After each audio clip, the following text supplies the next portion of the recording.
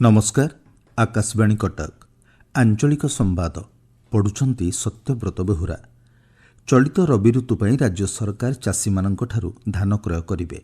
धान बिक्री प्रक्रिया सामिल होगा लगी चाषी मैंने आज नूतन भाव पंजीकरण किंबा पूर्वर पंजीकृत चाषी नवीकरण निमंते आवेदन पत्र दाखल करें। सूचना अनुजाई आज आसंता 20 तारिख पर्यंत आवेदन पत्र उपलब्ध होउथिबा बेले चलित मास 25 तारिख सुधा यह दाखल करा जाय परिबो। आसंता मई 1 तारिख रु जून 30 तारिख पर्यंत धान संग्रह कराजिबो।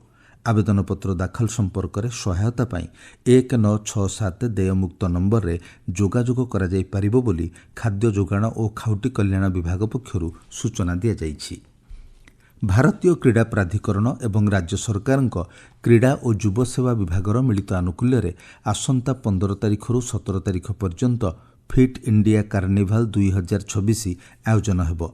पुरी रे अनुष्ठित हेबाकु थिबा 3 दिनिया कार्निभाल पई क्रीड़ा मंत्री सूर्यवंशी सूरज अध्यक्षतार समीक्षा बैठक अनुष्ठित होई जाइछि।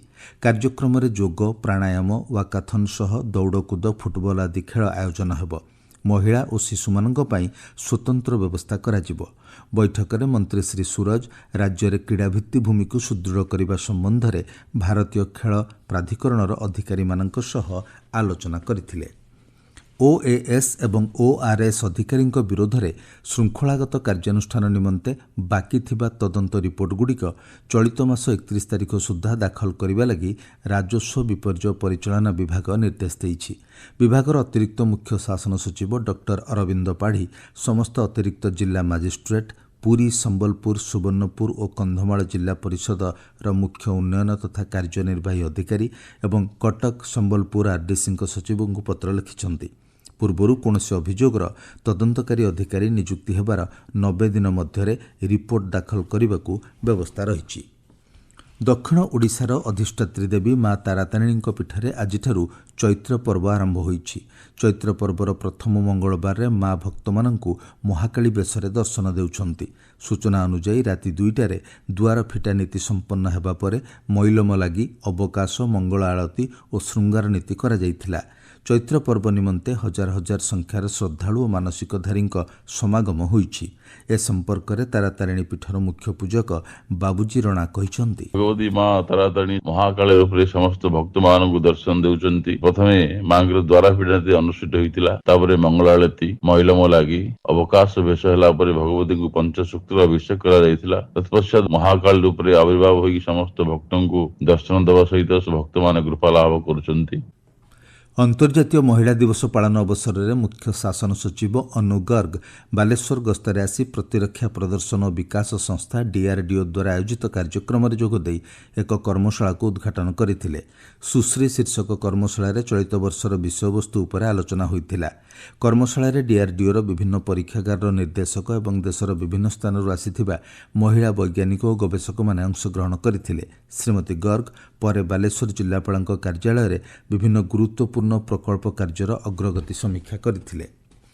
चलित शिक्षा वर्षर 4 वर्षीय बीएड पाठ्यक्रम एडमिशन पाई प्रवेशिका परीक्षा निमंते आज आवेदनर शेष दिन रही। उच्च शिक्षा विभाग सूचना अनुसार राज्यर 5टी विश्वविद्यालय और 8टी सरकारी महाविद्यालय में बीएड पाठ्यक्रम 1300टी आसन में नामलेखा पाई एनसीईटी प्रवेशिका परीक्षा मार्क आधार में चयन करा। प्रवेशिका परीक्षा आसंता एप्रिल 17 तारिख में अनुष्ठित हेबो। छात्र छात्री माने प्रवेशिका परीक्षा फल अनुसार साम्स पोर्टाल रे आवेदन करें। तेबे 2 वर्षीय बीएड एमएड और बीएचएड पाठ्यक्रम पर राज्य चयन बोर्ड प्रवेशिका परीक्षा आयोजन करिबो। जुक्त 2 श्रेणी में उत्तीर्ण होइतिबा छात्र छात्री माने मार्क वृद्धि लगी उच्च माध्यमिक शिक्षा परिषद चलित थर इम्प्रुवमेंट परीक्षा व्यवस्था घोषणा करिसंति। परीक्षाफल प्रकाश पाइबा परे इच्छुक परीक्षार्थी कम मार्क रखिथिबा गोटे विषय इम्प्रुवमेंट परीक्षा देई परिबे।